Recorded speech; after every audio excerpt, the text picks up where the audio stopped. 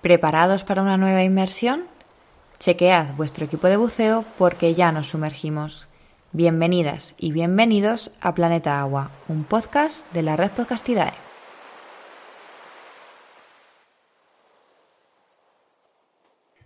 Hoy, en Planeta Agua, nos quedamos en las orillas de las islas de Gran Canaria, Lanzarote, Fuerteventura y el archipiélago Chinijo para hablar con la doctora Marisa Tejedor, directora científica de Estudios Biológicos de la Red Canaria de Cetáceos Varados. Hola Marisa, bienvenida a Planeta Agua y muchísimas gracias por acompañarnos en este episodio. Hola Natalia, un honor, un placer acompañaros y vamos, es genial la idea que habéis tenido de realizar este tipo de podcast e invitar a gente estupenda. Así que es un honor que me hayáis invitado. Bueno Marisa, cuéntanos, ¿qué es esta red y cómo nace? ¿Por qué existe? Realmente esta red de varamientos en Canarias lleva ya casi 25 años.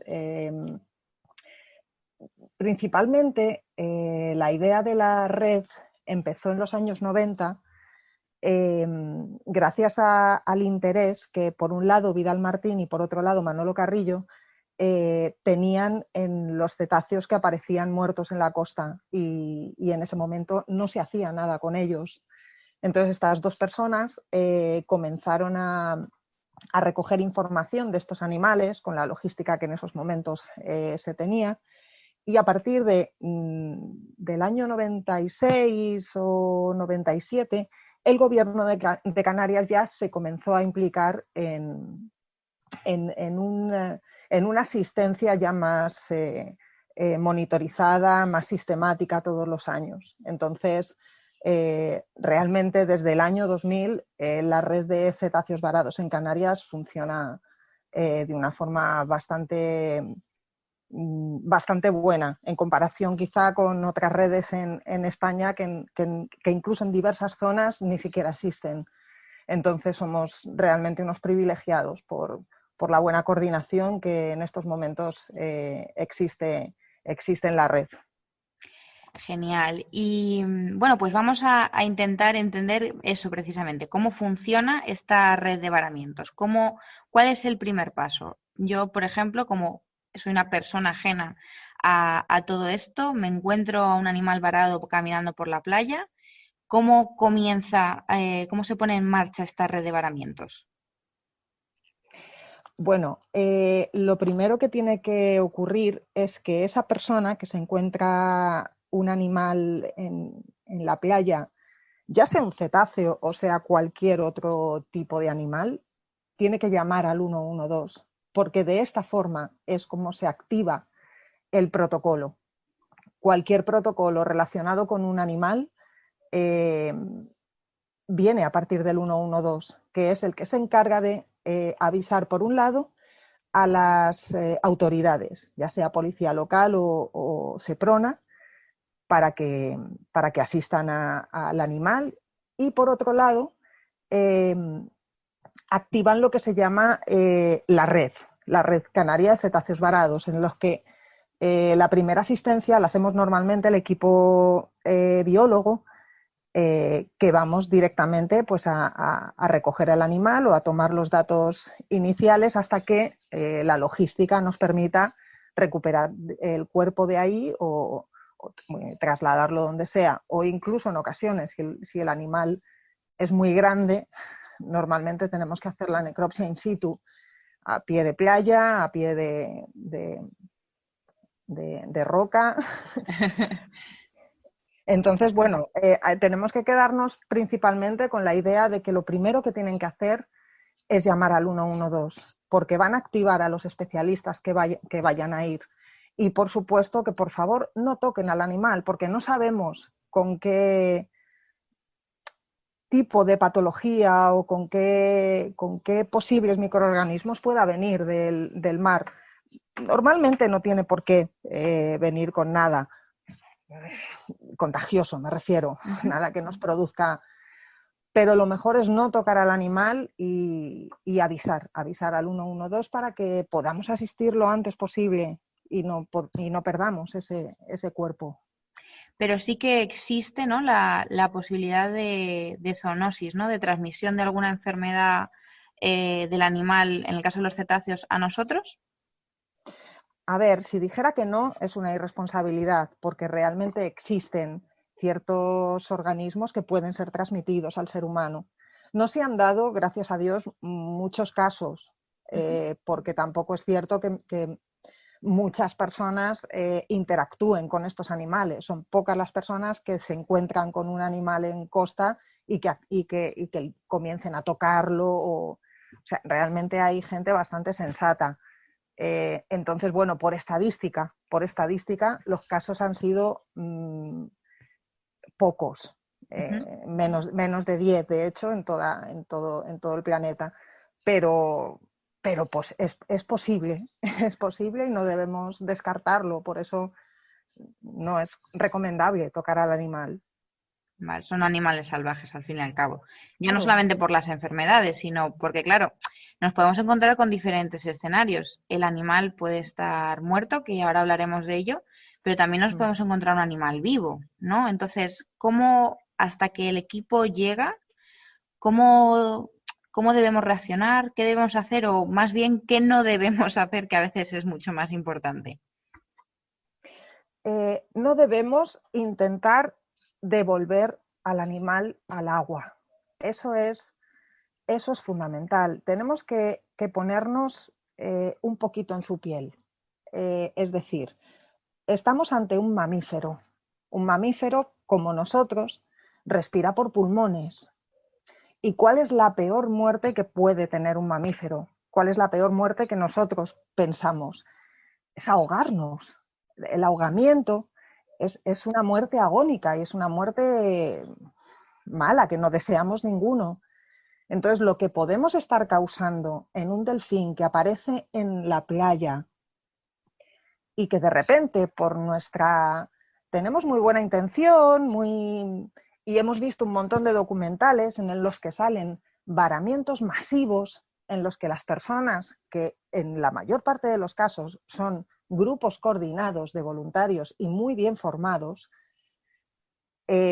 cogen a los animales y a la mayor parte de ellos, que efectivamente en un varamiento en masa, gran parte de ellos están sanos, devuelven al mar. Pero cuando aparece un solo animal, que es el caso de Canarias en la mayor parte de los casos, ese animal lo que viene a la playa es a morir tranquilo y sin ahogarse, porque vienen con una serie de patologías o una serie de problemas que no le permite seguir a flote, le cuesta nadar, le cuesta respirar, lo que quiere es tranquilamente morir en costa. Entonces llegamos con nuestra buena intención y con nuestra ansia de ser protagonistas y héroes de que hemos salvado un animal, y lo que estamos haciendo realmente, primero, es incumplir la ley, porque está prohibido tocar un animal salvaje. Es un animal salvaje que además está protegido por muchísimas leyes. Pero por otro lado, lo que estamos haciendo es fastidiar a ese animal. De bienestar animal, lo primero que tenemos que pensar, el bienestar animal, es intentar provocarle el menor sufrimiento posible. Para eso, avisar al 112.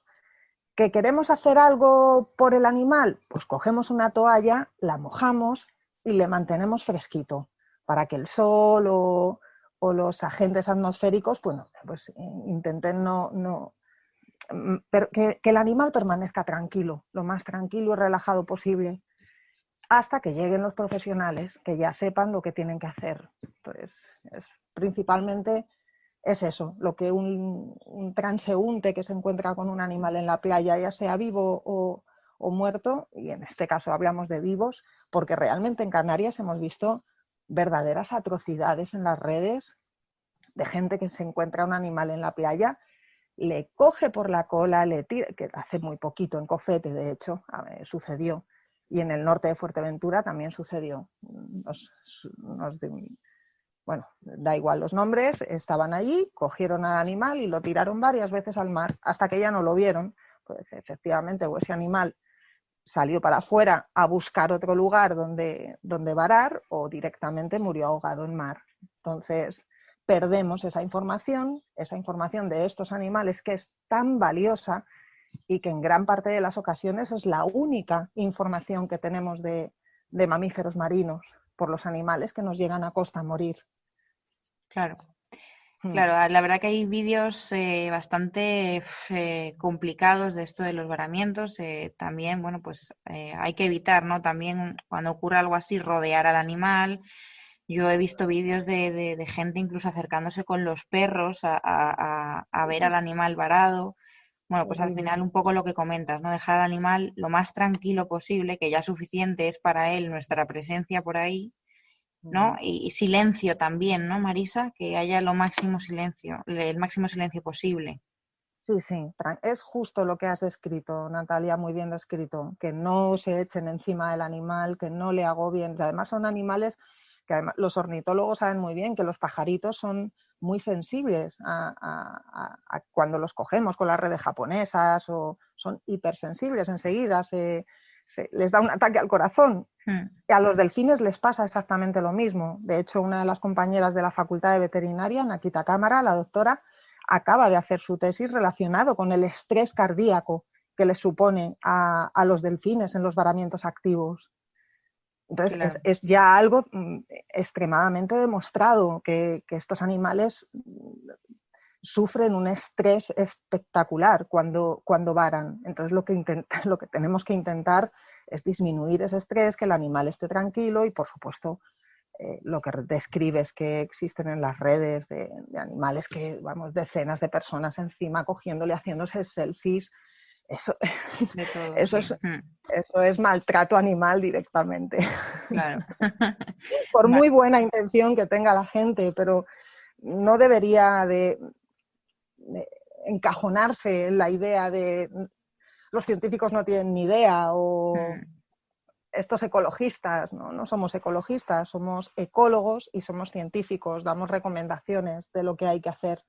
Luego ya ahí está el intentar que la gente lo entienda verdaderamente el Bueno, pero problema de estos animales. recordar también lo que has dicho, que ya, bueno, todo esto también es un punto de sentido común, ¿no? Y de sensibilidad hacia los animales, pero por otro lado recordar que, que es que está prohibido el manejo de estos animales, son especies protegidas y que la persona que realice cualquiera de estas acciones que hemos descrito puede ser multada y con multas bastante Importante, antes, importantes, sí. importante, sí, sí, sí. Lo que pasa es que, bueno, hasta ahora no se está haciendo, Mm, quizá porque es una mala imagen el hecho de que una persona intente salvar, entre comillas, a un delfín que está en la playa, llegue las autoridades competentes y le multen. Entonces dirán, bueno, ¿sabes? sí, O sea, es un feedback negativo de imagen. Pero claro, ya no es solo imagen, es el bienestar animal y la responsabilidad social en pro de la legislación. claro. Si la legislación te dice algo, tiene un porqué. Tiene un porqué. Entonces tienes que cumplir la legislación. Si la legislación te dice que no puedes tocar a ese animal salvaje y protegido, no lo hagas. Llama al 112 y ya serás un héroe. Mm. Vale, nos quedamos con eso. Hay que llamar al 112. Y bueno, con lo que nos has contado, Marisa, realmente entonces cuando aparece un varamiento activo, un varamiento en el que el animal sigue vivo, el pronóstico es bastante complicado, ¿no? Imagino que el porcentaje de supervivencia es bajo. Cuando los animales aparecen solos, quitamos el punto de varamientos masivos de los que ahora hablaremos. Sí, realmente, a ver, lo primero que hacemos los expertos cuando llegamos a un varamiento activo es ver el animal, pues qué tipo de respiración tiene, si metiéndolo en el agua se mueve bien, colea, etcétera, etcétera. O sea, descartamos que sea un varamiento, por ejemplo, por cuestiones tróficas. Es decir, que haya estado en esa bahía cazando y de repente, bueno, pues se haya ido demasiado hacia la playa y no haya podido salir. Eso ocurre en muy poquitos casos aquí en Canarias. De hecho, es que te diría que el 99,9% de los casos que aparecen así vienen con patologías de muerte, o sea, de muerte, vienen a morir a la playa, vienen con unas complicaciones graves a nivel de salud. Entonces, sí, el pronóstico. efectivamente es malo. Y bueno, esto no sé si nos lo puedes comentar, pero ¿cuáles son las patologías más habituales con las que aparecen estos animales? Bueno, las patologías yo no te las puedo contar, te las tendrían que contar los veterinarios. Son patologías como podemos tener el resto de los vertebrados.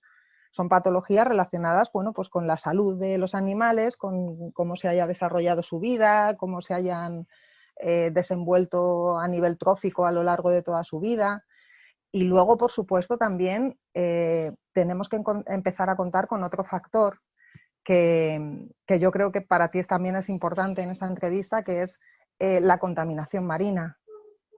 Es un factor muy importante a tener en cuenta, porque, por ejemplo, la contaminación que no vemos, que es la contaminación de las aguas, puede estar provocando, que de hecho ya está demostrado en muchos animales, eh, patologías a nivel inmunitario, a nivel de hormonas, en el sistema endocrino y luego, por supuesto, problemas de deterioros reproductivos. Eso, por ejemplo, en un animal que nos llega y no tiene aparentemente ningún signo externo de otro tipo de causa antropogénica, ya sea colisión, pesca, etcétera, etcétera, bueno, pues sí, tienen una serie de patologías, pero relacionarlo con la contaminación del agua luego ya es más difícil. Entonces, eso es algo que ahora mismo es bastante invisible, pero no podemos descartarlo porque ya está demostrado que existe. Y, y bueno, es algo bastante importante. De hecho, en Canarias ya se han hecho estudios con mulares y con delfines moteados, intentando ver las cantidades de pesticidas, organoclorados, en general contaminantes orgánicos persistentes que vayan acumulando como buenos bioacumuladores, que son los cetáceos, están en lo alto de la cadena, van acumulando toda esa cantidad de contaminantes. Y lo que hemos visto es que en Canarias, que son unas pequeñas islitas que están en mitad del Atlántico, los animales están expuestos a unas altas concentraciones tanto de DDTs como de PCBs, clordanos, mires, son compuestos que se utilizan en plaguicidas, en plásticos, en las cremas que nos damos solares, y van con las corrientes marinas. Y en Canarias tenemos una alta concentración debido a la cantidad de plaguicidas que se han echado eh, por la cultura agrícola que tenemos en las islas. Entonces, son temas a tener en cuenta realmente. Claro, para que todo el mundo nos entienda, todos estos compuestos de los que nos has hablado al final acaban en el agua y cómo llegan a través de la cadena trófica a los tejidos de los delfines. Como buena cadena trófica, los primeros que toman estos contaminantes son los filtradores, los pequeños filtradores, todos estos organismos que forman parte del plancton. Estos organismos del plancton luego son comidos por otros pequeños pececillos que también van acumulando cada uno de los pequeños organismos del plancton, lo van acumulando en sus tejidos. Estos pequeños peces son comidos por peces más grandes. Los peces más grandes comen un montón de peces pequeñitos, con lo cual van acumulando toda esa cantidad que los peces pequeñitos acumularon. Y esos peces más grandes ya se los comen los cetáceos. Entonces, claro, todos los peces grandes que vienen ya cargados de compuestos químicos acaban en los tejidos del animal. Por eso se les llama bioacumuladores, porque los van acumulando en sus tejidos y van produciendo todos esos problemas de salud a la larga que también se van transfiriendo a nivel reproductivo al feto. Entonces, es un feedback positivo lo que tenemos ahí. Claro. No sé si se ha entendido bien. No, perfecto, claro, llegan a los tejidos de los grandes depredadores a lo alto de la cadena trófica, estamos hablando de nuestros cetáceos en este caso, y al final se ha visto, ya está probado, ¿verdad?, que hay consecuencias negativas a nivel reproductor, a nivel inmunitario, y se están llevando estudios sobre esto, ¿verdad, Marisa, en las islas? Sí, ya se han hecho dos importantes que se cogieron como especies representativas, el delfín moteado y el delfín mular.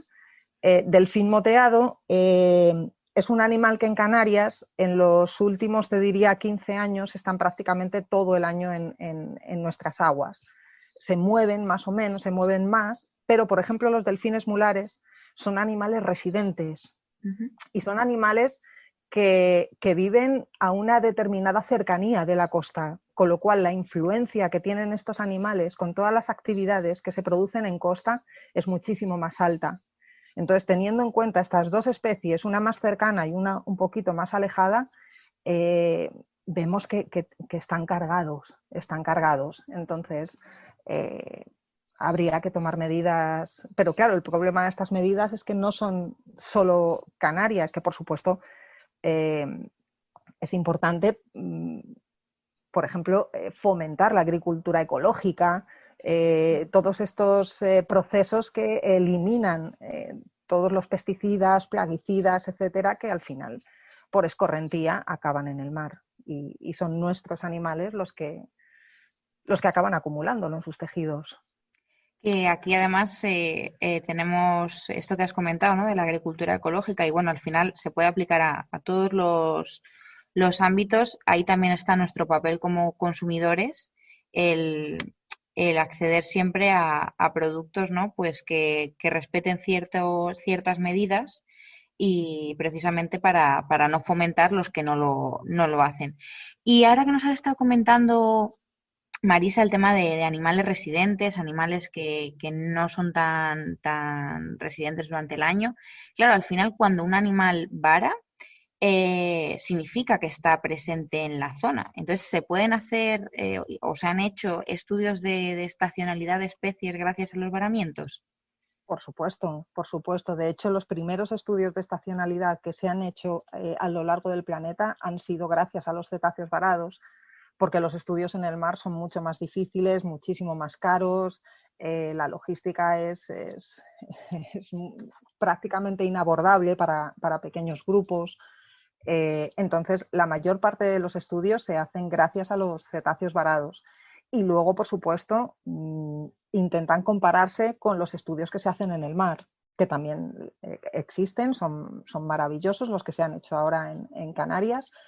Y, y sí, sí, o sea, la estacionalidad y ya no solamente la estacionalidad, sino como tú bien has dicho, la presencia, porque muchos de los animales que tenemos registrados, en Canarias tenemos registradas 30 especies, 30 especies que están, que se han registrado y ya no solamente por avistamientos, sino por varamientos. Hay varias especies que solo las tenemos registradas por varamientos.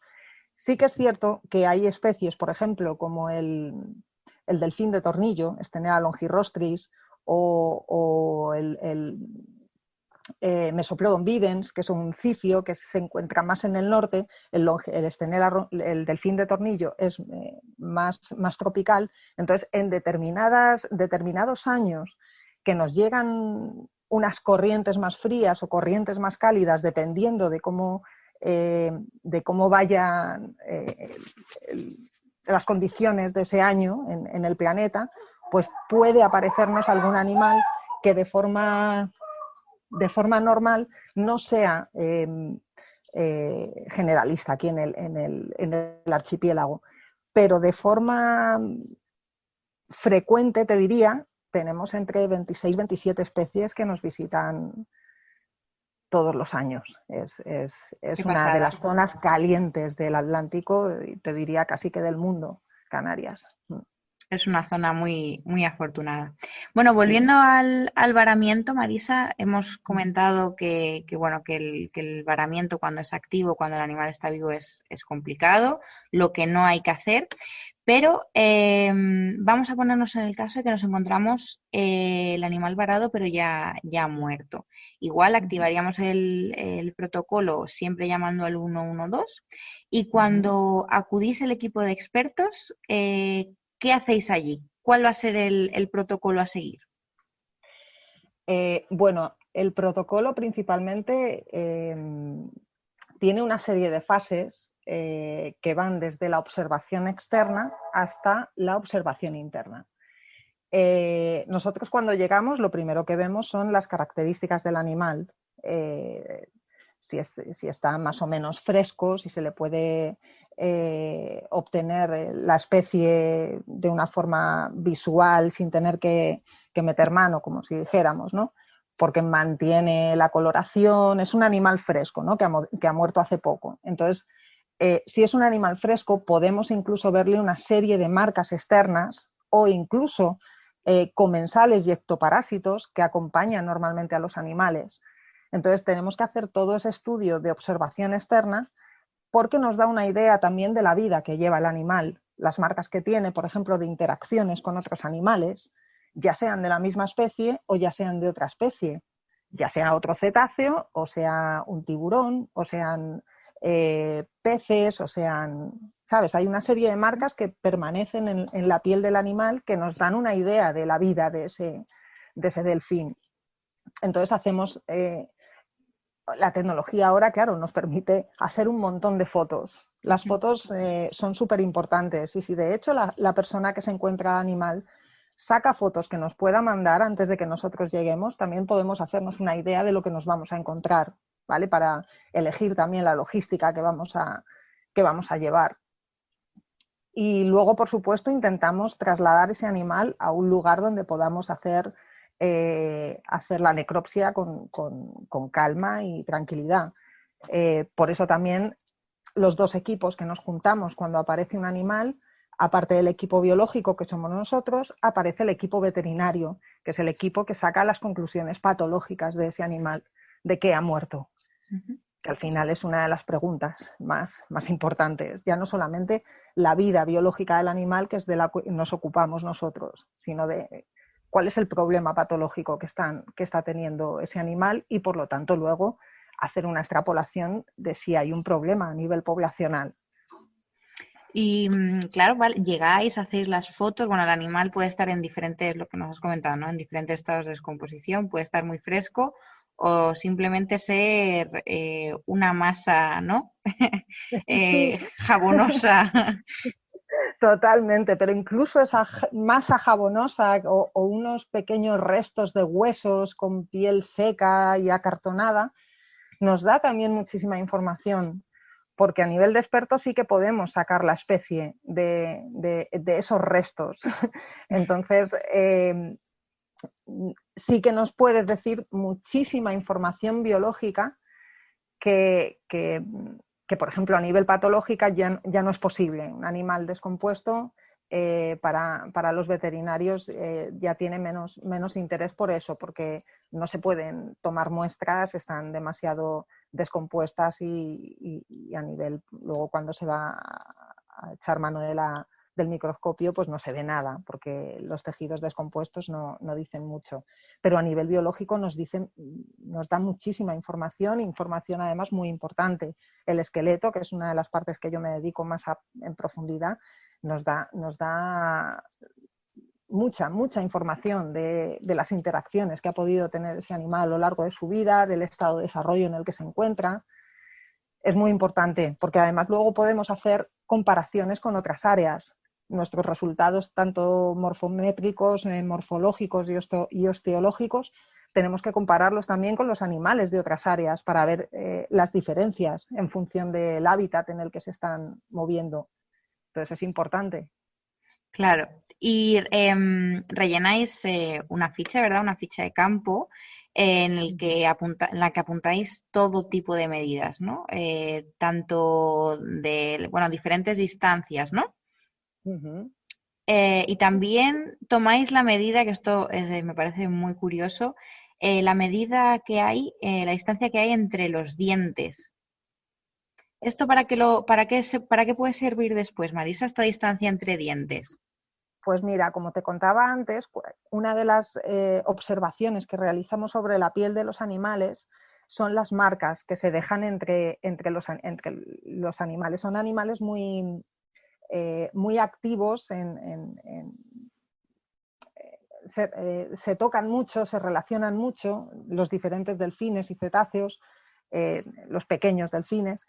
Entonces, muchas de las marcas que se dejan es con los dientes. Se muerden entre ellos, en muchas ocasiones solamente jugando, dejan marcas superficiales, pero en otras ocasiones son interacciones agresivas con otras especies, ya sean los mulares con pequeños delfínidos o las orcas, pseudorcas con otros delfines más pequeños.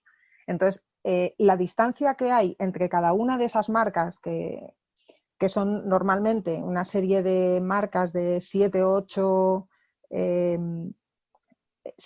rayas separadas igualmente entre ellas, suelen ser las marcas de los dientes. Entonces, midiendo la distancia que hay entre cada diente, podemos aproximarnos bastante a la especie que tenemos delante. Entonces, podemos intuir si se trata de una interacción intraespecífica, es decir, con un animal de su misma especie. Puede ser probablemente animales que intentan ayudar a ese animal cuando está enfermo, o que ocurre muchísimo, por ejemplo, con las crías. Con las crías nos encontramos muchas marcas que muy probablemente se las ha hecho la madre intentando llevar a la cría a superficie, intentando ayudarla en sus últimos momentos, que la cría se estaba muriendo. Y efectivamente, eso nos da una idea maravillosa de las interacciones que tienen entre ellos, y por eso medimos la distancia que hay entre los dientes. Y cuando el animal sí que está fresco, cuando nos encontramos algo más que huesos, ¿qué qué más contenido extraéis para luego analizar? Eh, bueno, hay una serie de organismos que se pegan a la piel de ya no solamente cetáceos, sino también peces, ¿no? Una serie de, por ejemplo, crustáceos, como son los Xenobalanus, que en pequeñas cantidades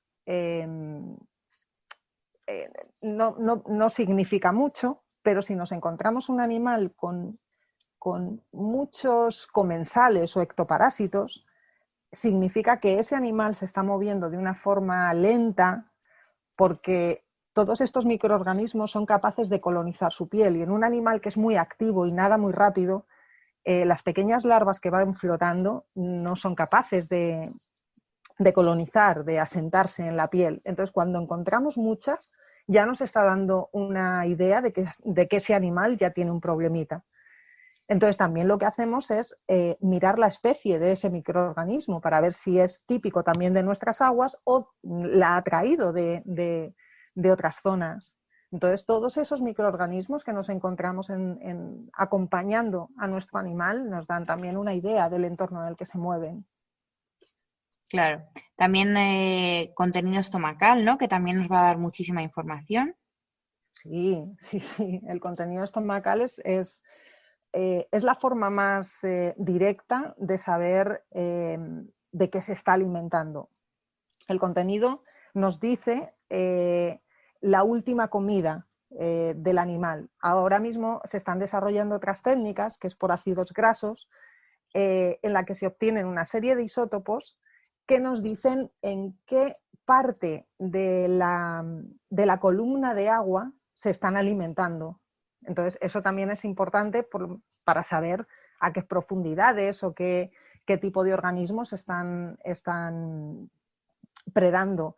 Pero el contenido estomacal es la forma más directa de obtener esa especie de la cual se están alimentando.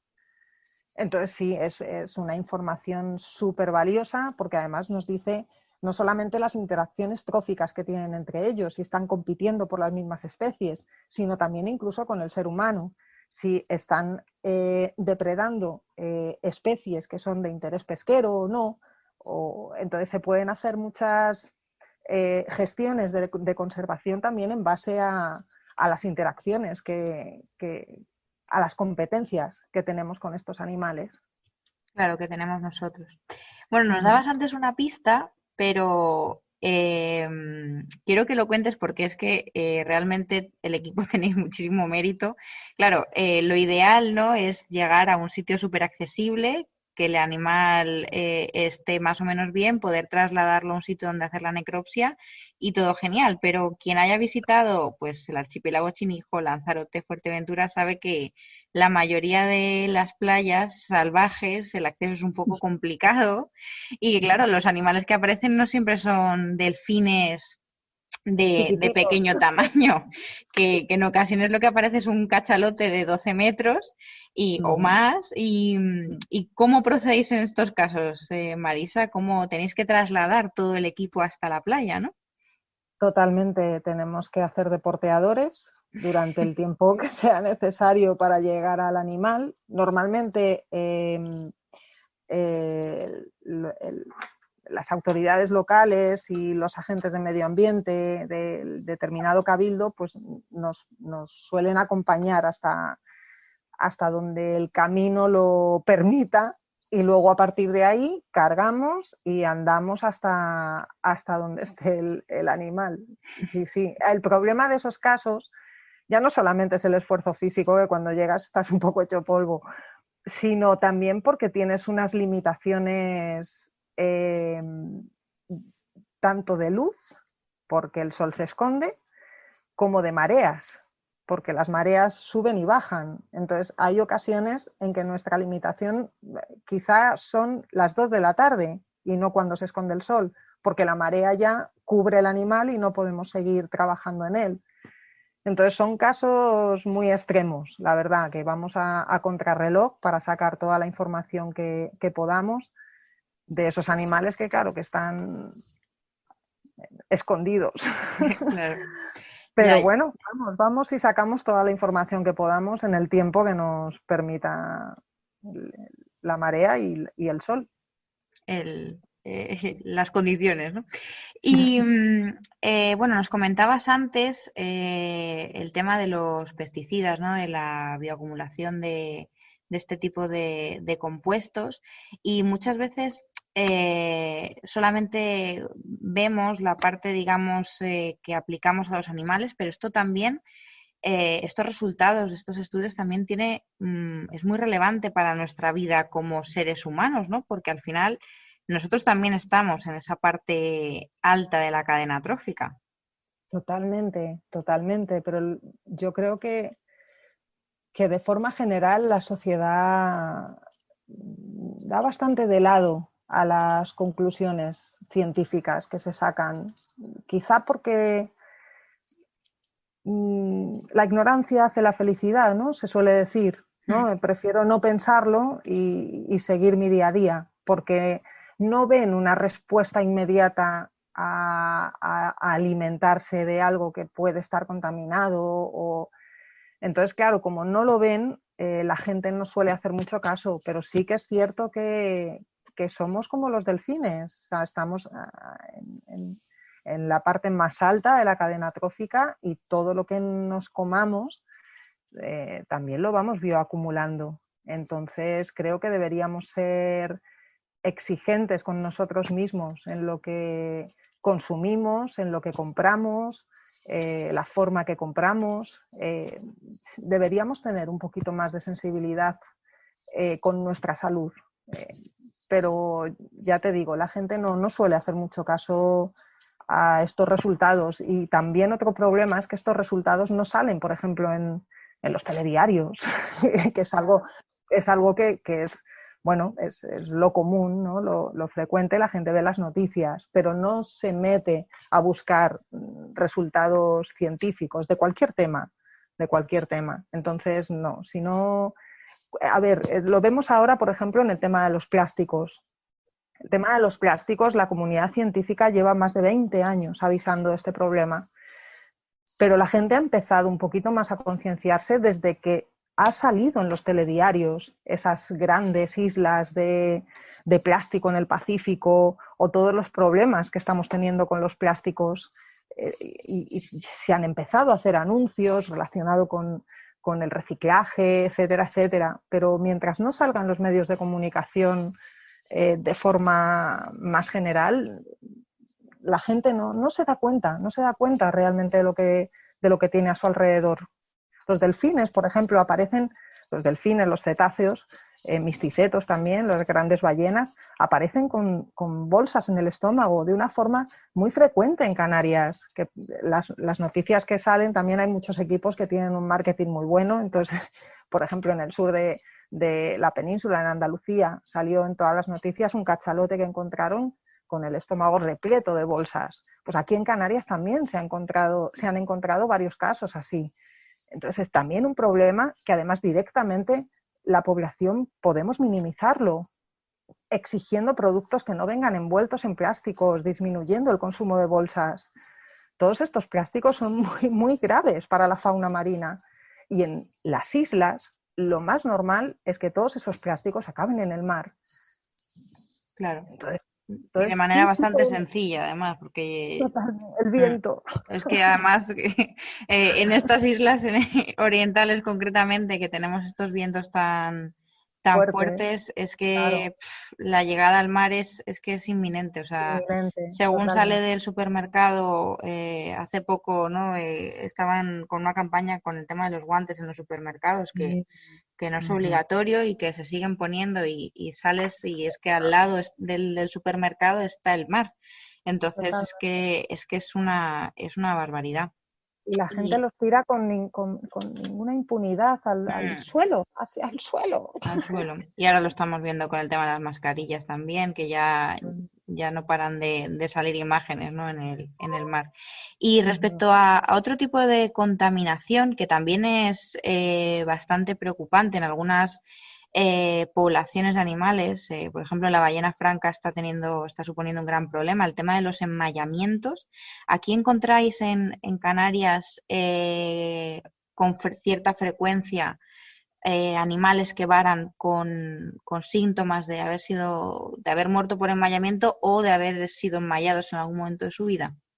Sí, la interacción con pesca en Canarias no es rara. No te digo que aparezcan muchos animales, pero hay un porcentaje importante de animales que aparecen con signos de haber tenido interacción con pesca. A diferentes niveles. Es decir, ya puede ser una interacción directa, es decir, que el animal haya caído en una red activa, el barco esté con ella directamente pescando, que sea un arte activo, o que quede enganchado en anzuelos de otro tipo de pesca, o por otro lado, lo que se llaman las redes fantasma. Son residuos que van a la deriva que vienen directamente de la actividad pesquera. Son redes que se dejan abandonadas. Parece que para mucha gente el mar es como el vertedero donde se tiran las cosas y ya no se ve. Entonces, en ese sentido, la comunidad pesquera debería sensibilizarse un poquito más con esto porque sí que es cierto que nos encontramos muchos residuos en los animales que provienen de residuos, son residuos a la deriva que provienen de la actividad pesquera. Las redes, cabos que también quedan sueltos, ha habido varias ballenas que han muerto por culpa de enredarse en cabos a la deriva y, y sí, sí, sí, o sea, realmente es otro de los problemas que tenemos en Canarias. No podemos decir que sea un problema poblacional ahora mismo, porque la actividad pesquera en Canarias no es tan intensa como puede ser en otras zonas, como por ejemplo Galicia, que allí sí es un problema Ujú. muy grande. Aquí en Canarias podemos decir que todavía para la población no parece ser un problema, pero también tenemos que ser prudentes porque hay que saber que los animales que nos llegan varados es porque las corrientes nos han permitido que ese cuerpo llegue, pero ese problema que puede reflejar un animal que nos llegue puede extrapolarse a más animales que no nos llegan, pero que han muerto por la misma causa. Claro. ¿Entiendes? O sea, no nos llegan todos los animales que mueren. Entonces, siempre es una pequeña parte del problema lo que podemos obtener de los resultados de un varado. También por eso eh, el tema de las colisiones. No todos los animales que colisionan aparecen en costa. Entonces, tenemos que pensar que el problema es mayor de lo que nosotros registramos. Claro que es una pequeñísima parte, que ya que no llega a la costa, el resto de cuerpos no llegan a la costa, otros muchos no serán detectados, ¿no? Porque Claro, aquí hay claro. muchas partes salvajes que a las que la gente no accede de manera habitual. Eso es, eso es. Entre la costa que no visitamos y que la mayor parte de los animales son arrastrados por las corrientes a mar abierto, tenemos que pensar que efectivamente lo que registramos en los resultados es un pequeño problema de lo que realmente pueda estar sucediendo.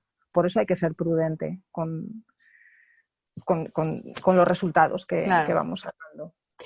Y Marisa, nos has hablado nos has mencionado las colisiones. Este tema en Canarias, te pregunto, ¿sí que está suponiendo un problema a nivel poblacional en alguna de las especies? Uy, sí, sí, sí.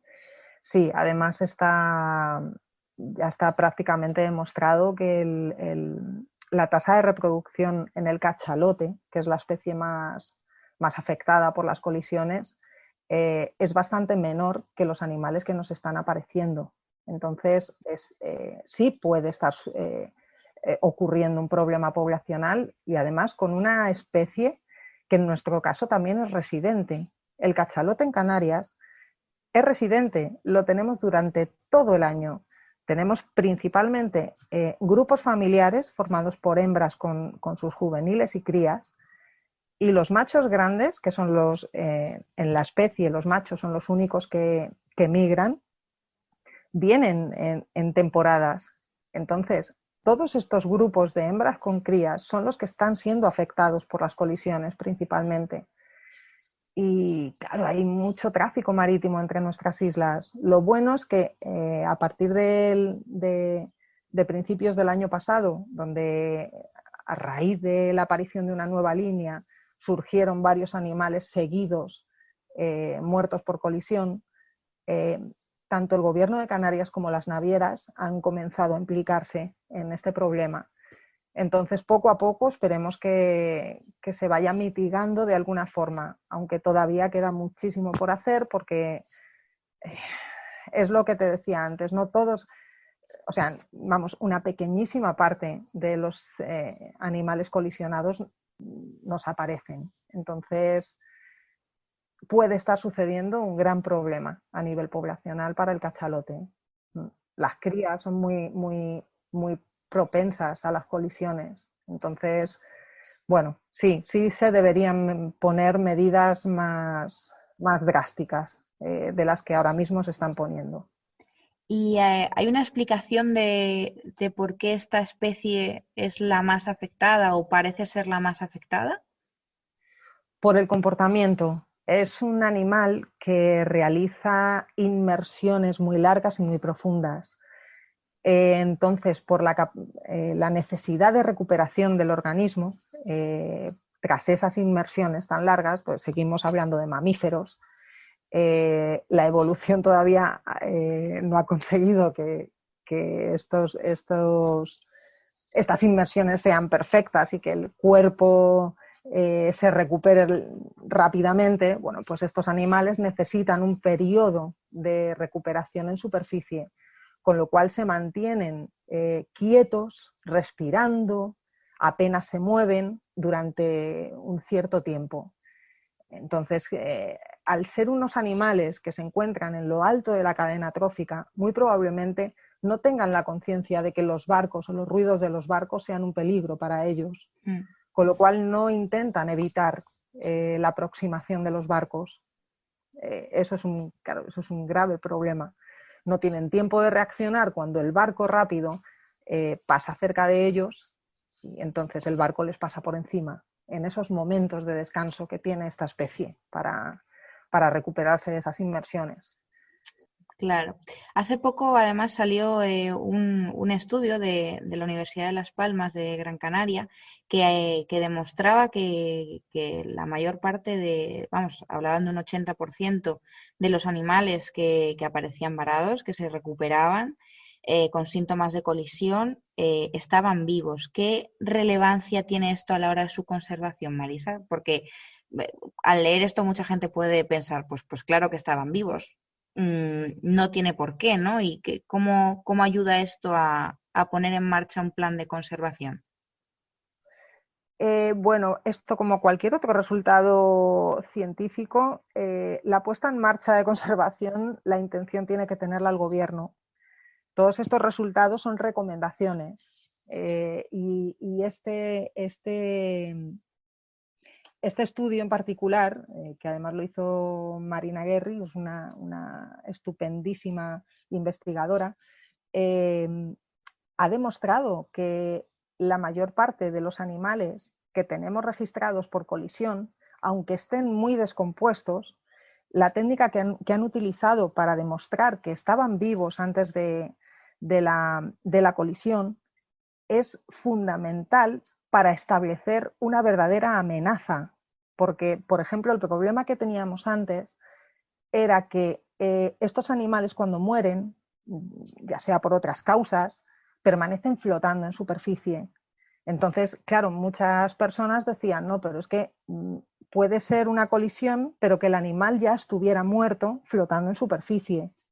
Entonces, con este estudio lo que se ha demostrado es que no, que estos animales estaban vivos y que el barco les pasó por encima vivos, o sea, fueron arrollados y las muertes se produjeron por colisión con embarcación. Entonces, claro, que por supuesto el siguiente paso tendría que ser la gestión de este problema. Claro, significa que están usando ese área realmente, no que el animal estaba a la deriva muerto, sino que estaban usando ese área, ¿no? Claro, son áreas que además, gracias a los estudios en el mar, se pueden establecer unas áreas de mayor permanencia, que las utilizan ya, bueno, pues para desarrollar cualquier ciclo de su vida, ya sea para alimentarse, ya sea porque es una zona de paso entre varias zonas de alimentación, dentro del archipiélago, te digo, ¿no? O sea, utilizan diferentes zonas en función de sus requerimientos y también en función de las diferentes actividades que se estén desarrollando en el área. Por mucho alimento quizá que tengan frente al puerto de Santa Cruz, pues a lo mejor no se quedan ahí porque hay demasiados barcos y se van un poquito más al norte o se alejan un poquito más. Pero bueno, sabemos que hay zonas que utilizan con una mayor frecuencia. Entonces, sí. O sea, se demuestra perfectamente que los animales estaban ahí y que murieron. Claro. Bueno, la verdad que todos los estudios que tienen que ver con cetáceos varados, en el post del blog dejaremos varios. Son muy interesantes porque es lo que nos ha comentado Marisa. Los varamientos dan muchísima información. Entonces, bueno, antes de despedirnos, recordar que lo que decíamos al principio del episodio, sea en realidad no solamente los cetáceos, cualquier animal que nos encontremos varado en cualquier lugar, hay que llamar al 112 porque se pondrán en contacto con la entidad responsable de la zona y eso puede dar muchísima información a los expertos que luego suponga ventajas para la conservación de estas especies e incluso, bueno, lo que comentábamos, ¿no? Que ya hasta de manera más egoísta hay conclusiones que nos pueden afectar y favorecer a nosotros como seres humanos. Como especie. Claro. Sí. Bueno, Marisa, pues ya nos despedimos. Muchísimas gracias de nuevo por acompañarnos en Planeta Agua. Un abrazo. Y nada, a todas y todos los que nos escucháis, recordad que tendréis información ampliada sobre esta entrevista en el blog www.godeeperproject.com, que nos podéis seguir en Instagram como @godeeper_blog o en Facebook como godeeperproject. De todas formas, tenéis todas las cuentas, plataformas y otros recursos que hemos mencionado a lo largo de la entrevista en las notas del programa. Hasta la semana que viene y, como siempre, nos vemos debajo del agua.